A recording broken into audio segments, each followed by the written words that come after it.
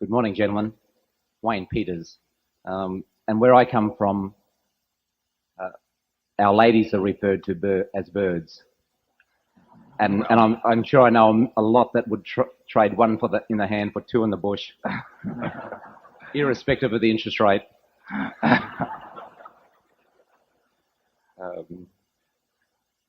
I have two small questions. Firstly, with the speculation, and some would say rampant speculation in the high-tech and internet arenas, could you share your views on the potential fallout from this speculation for the general economy?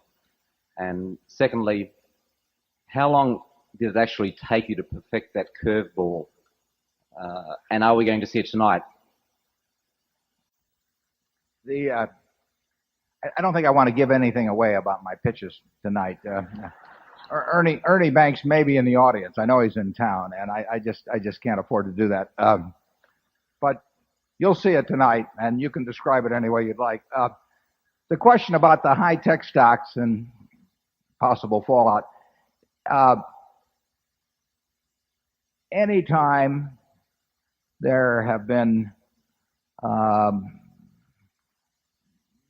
real bursts of speculation in the market, that it does get corrected eventually. Ben Graham was right when he said that in the short run it's a voting machine, in the long run it's a weighing machine. Sooner or later, the amount of cash that a business can disgorge in the future governs the value it has, that the stock commands in the market.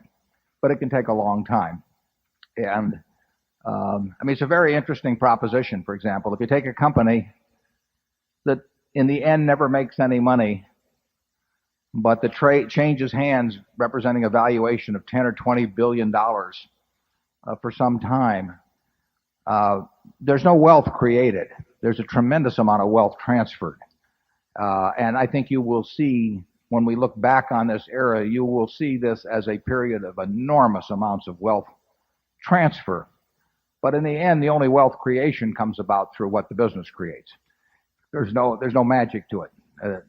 If a company that's not worth anything sells for 20 billion, and 5% of it changes hands, somebody takes $1 billion from somebody else. But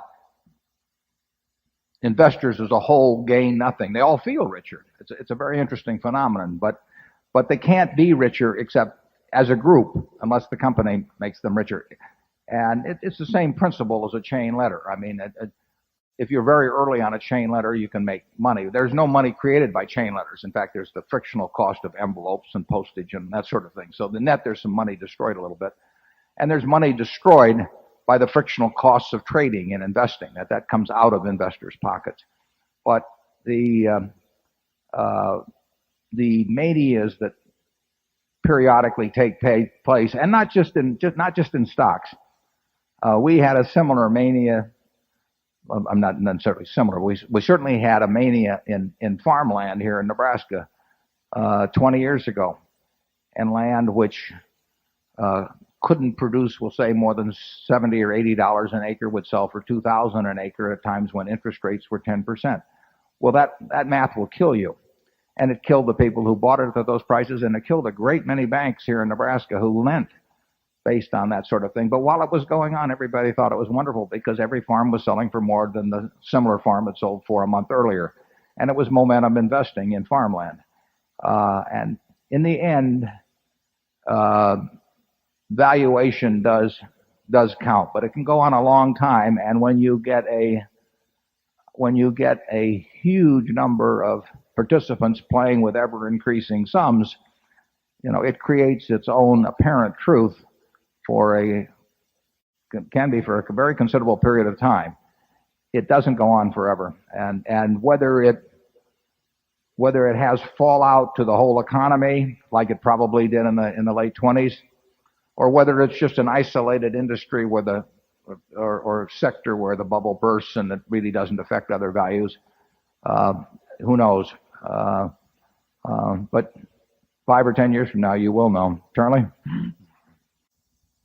Well, I think the reason we use the phrase wretched excess is that there are wretched consequences.